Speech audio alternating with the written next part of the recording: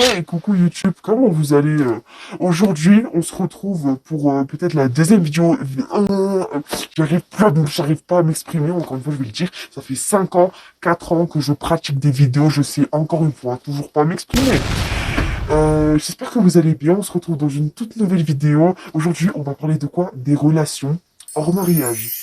Pourquoi j'ai décidé d'aborder ce thème? Parce que je trouve que la plupart des jeunes se laissent empoisonner là-dedans et tombent facilement vu qu'on est un petit peu fébrile, on est beaucoup trop bête en fait. J'ai pas vraiment envie de nous insulter, mais là faut le faire.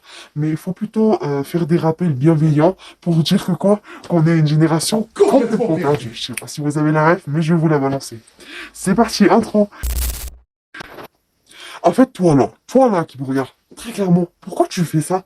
Pourquoi tu vas faire une amitié avec du sexe opposé? Genre, pourquoi tu es une fille et tu vas aller vers les garçons alors que t'as déjà tes mahrams, t'as ton père, t'as tes frères et t'as tes oncles, surtout ton père et tes frères. Pourquoi aller chez un homme, combler un vide alors qu'il faut tout simplement le mariage? Je t'explique. Si tu...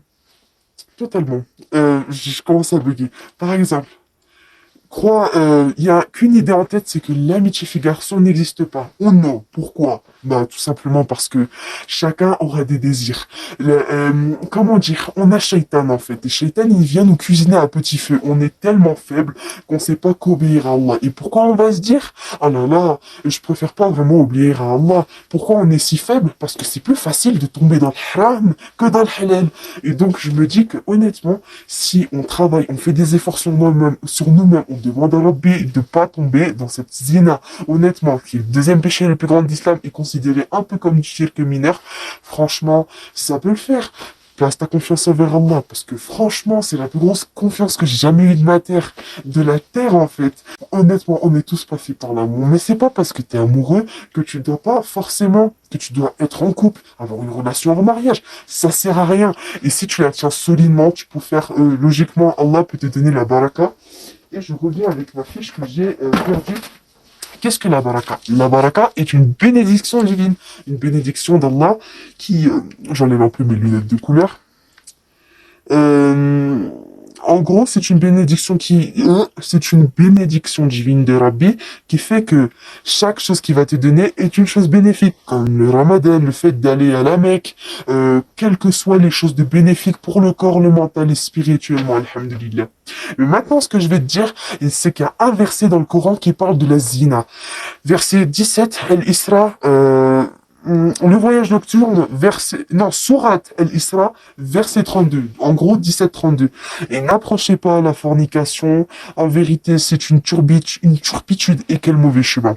Allah, il nous dit dans le Coran, n'approchez pas. Il ne nous dit même pas, ne faites pas, n'allez vraiment pas là-bas. Il est clair, noir sur blanc, écrit, n'en approchez pas. Pourquoi il ne faut pas en approcher? Personnellement, j'ai vu une vidéo qui elle-même disait qu'il y avait des études comme quoi d'ici les années 2050, il y aura un couple sur trois qui sera séparé, environ 45% de la population. Elle sera pas soudée comme ça. Je l'explique. La fornication, c'est quelque chose de très mauvais. Par exemple, elle t'éloigne d'Allah, elle fait en sorte techniquement tu te rapproches de Shaitan qui lui est un ennemi pour nous, et le fait que tu es brisé intérieurement, parce que si t'as oublié Allah, bah tu te renfermes sur toi-même et t'as honte d'aller t'excuser.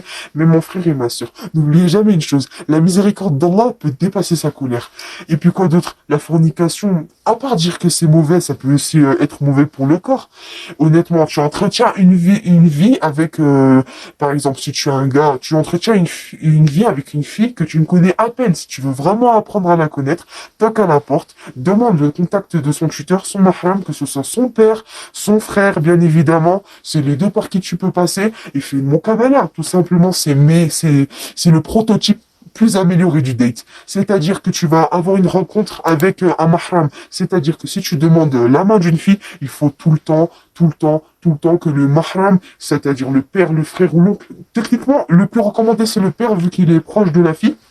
et que tout simplement c'est quelqu'un de la famille vraiment solide avec la fille, eh bien ça fait que techniquement vous pourrez pas avoir de discussion haram, mais le père sera obligé de vous surveiller pour que ce soit plus halal. Et si vous faites ça, vous aurez la baraka, alhamdulillah. Donc faites confiance à Allah, vraiment. Je suis pas vraiment la première qui vous dit ça, mais j'en suis témoin. On a eu tous des signes comme quoi Rabbi était là pour nous guider dans le droit chemin.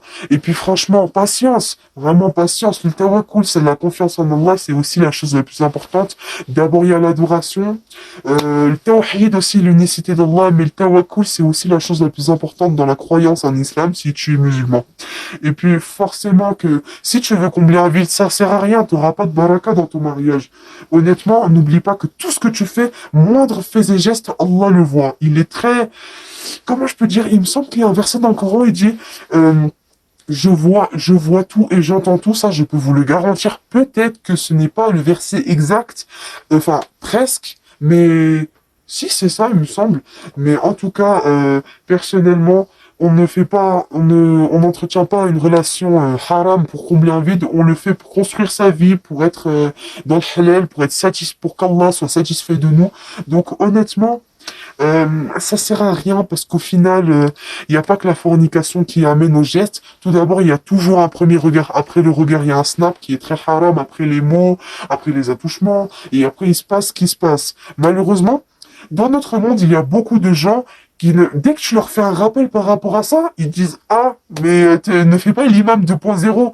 Mais techniquement, en fait, ce qu'ils comprennent pas, c'est que eux ils sont pas intelligents, ils ont pas compris ce que c'était d'être proche d'Allah. Et dis-toi que wallah l'azim, j'ai juré, si tu es proche, tu seras et que tu étais sincère dans ton mental et qu'Allah est fier de toi, tu seras totalement épanoui. C'est-à-dire que tu auras compris ce que c'est d'être avec Allah Azza wa Jal. Donc techniquement, on en revient à la conclusion. Ramadan Mubarak à tous, déjà, les frères et sœurs. N'approchez pas de la fornication, ça tue mentalement, spirituellement et physiquement, parce que tu te dis que si t'as forniqué, forcément, tu vas pas avoir la baraka. Du coup, je vais encore le dire dans ton mariage, la bénédiction divine. Après, Allah ou Alam, je ne suis pas Dieu, c'est lui le Dieu qui nous regarde et qui écoute ce que je dis, mais techniquement, enfin pas techniquement, selon la volonté d'Allah, ne t'attends pas à avoir un mauvais mariage si tu as forniqué avant. Parce que forcément, si tu, soi-disant, il y avait une étude qui était menée, comme quoi les personnes, elles forniquaient avec 7 à 8 personnes dans la vie. Ouh là là, j'ai eu peur. Astaghfirullah al-azim, a'udhu billahi minash shaitanir rajim. À chaque moindre bruit, sur ça, je me dis, ah non, c'est fou. On n'est pas dans un cartoon, mais bon. Du coup, je disais, elles ont forniqué à 7 à 8 personnes dans leur vie. Et du coup, ce que je me disais, c'est que ces personnes-là, elles vont soit tromper parce qu'elles ont l'habitude, est-ce qu'elles sont mauvaises mentalement, elles sont pourries du cœur énormément. Ce qui veut Shaitan, c'est juste te descendre et l'emmener en enfer avec lui et t'éloigner du plus beau divin que j'ai jamais vu sur cet univers. C'est Rabbi, Allah Azza wa Jal. Il veut t'éloigner, il veut pas que il veut pas que tu rentres en contact avec lui, comment dire, tu as la relation que lui, il n'ait pas eu. On a tous un djinn qui s'appelle Karim qui est là pour nous descendre. Et c'est là où il faut être intelligent. C'est là qu'il faut commencer à être plus dans la religion attachée à Allah. Parce que je vous jure que si vous êtes attaché à Allah, vous êtes forcément protégé. Après, je dis pas que forcément il y aura pas d'épreuve, vous allez pas flamber. Mais à ce moment-là, dites Allah Esther, qu'Allah me préserve, qu'Allah me protège de cette épreuve, qu'Allah fasse en sorte que je réussisse. Amin, ya Rabbil Alamin. Tout ça en plaçant votre confiance. Et bien sûr, évidemment, vous avez le libre arbitre. Il faut faire les causes. Bien sûr, pour qu'Allah soit satisfait de nous. Après, ce que je voulais dire, c'est que la plupart des couples en France, techniquement, de ce que je dis en France, seront divorcés parce qu'à force de tromper, d'être infidèle, de penser souvent à son compagnon d'avant, c'est-à-dire son ex, forcément, les gens, ils deviennent, ils trompent, ils deviennent mensonges, ils font des propos mensongers. Je sais pas comment je pourrais vous dire ça, mais en tout cas, c'est plus aussi solide qu'avant. C'est ça ce que je voulais vous dire. En tout cas, j'ai rien d'autre à dire. Prenez soin de vous. N'approchez pas, encore une fois, Zina, qui est l'un des plus pires péchés, c'est le shirk, c'est l'association à Allah. Mais n'approchez pas ça, parce que ça peut vraiment vous détruire, réduire votre foi à néant. Bien sûr, la foi, faut imaginer que c'est une flamme. Chaque mauvaise action est plus petite Elle peut changer comme si c'était une bonne action qui peut l'intensifier la flamme. C'est ça que je voulais dire.